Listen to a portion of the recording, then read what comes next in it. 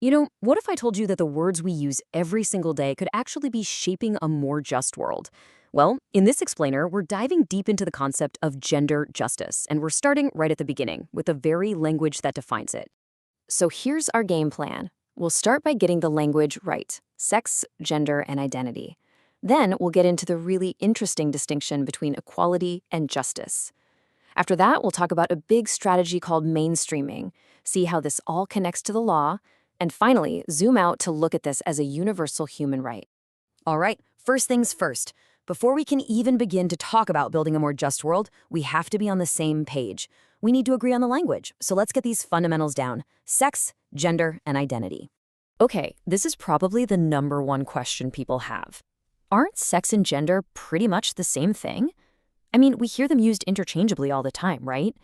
Well, it turns out the distinction between them is absolutely key to understanding everything else we're about to discuss. So let's start with sex. This term refers to our biological characteristics, things like chromosomes, hormones, and reproductive organs. It's what's typically assigned at birth, but it's not always as simple as male or female. The reality of intersex variations shows us that biology itself exists on a spectrum. Gender, on the other hand, is a completely different story. It's not about biology at all. It's about society. It's the set of roles, behaviors, and expectations that a culture decides are associated with being masculine or feminine. And because of that, gender isn't universal. It can look totally different from one culture to the next, and it even changes over time. Here's a great way to think about it. Sex is kind of like the biological hardware we're born with. Gender, well, that's like the social software that gets installed as we grow up. Getting this one distinction right is the first major step to grasping the whole concept of gender justice. Okay, so now that we've got our vocabulary down, let's talk about the goal: a more just world for everyone. But what does that really look like? Are we talking about equality, or are we talking about justice? Turns out they're not the same thing. Now, both of these ideas are shooting for a fair world, for sure, but they approach the problem from completely different angles. You could say one is about leveling the playing field, while the other is about figuring out why the field was so uneven to begin with. This table lays it out perfectly. Gender equality is about giving everyone the same starting line. Think of it like making sure all kids, boys and girls, have a school to go to.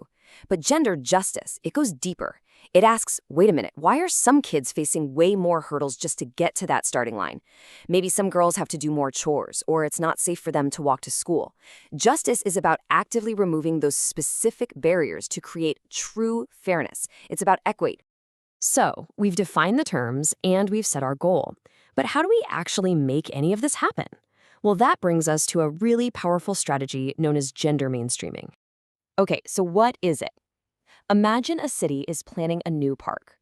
Gender mainstreaming means they stop and ask questions like, hey, is this park going to be well lit at night so everyone feels safe? Or are the restrooms designed to be accessible and comfortable for everybody?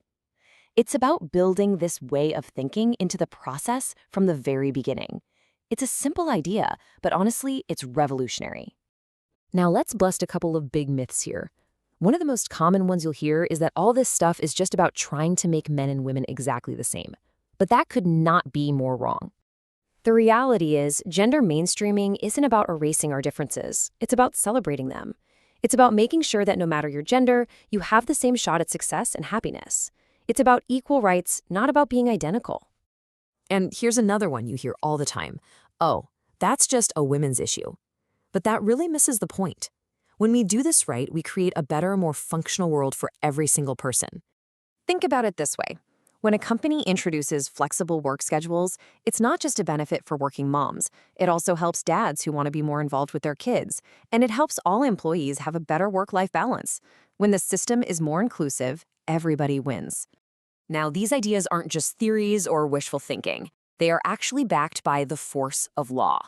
And to see that in action, let's look at one of the world's most powerful legal frameworks for gender equality, the Constitution of India. The Indian Constitution does something pretty radical. It doesn't just say, okay, treat everyone the same. It actually recognizes that because of history, some groups are starting from a disadvantage.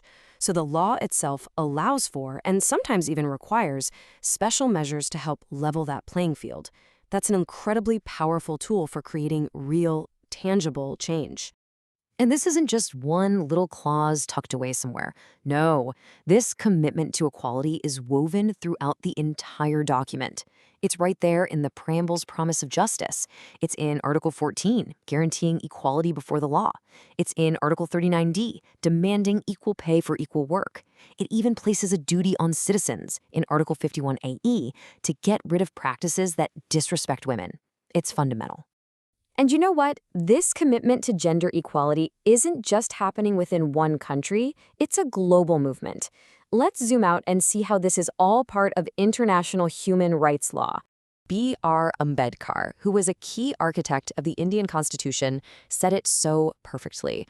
All human beings are made of the same earth, and they have the right to demand good behavior. This really gets to the heart of it, doesn't it?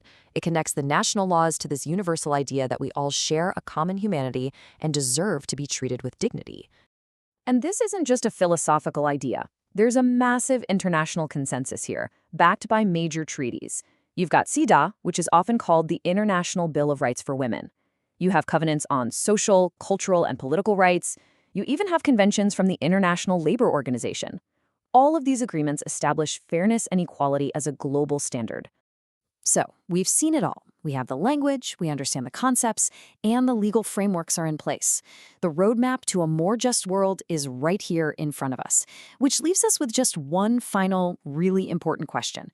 How do we actually turn all these incredible principles into a lived reality for every single person? That's the challenge ahead.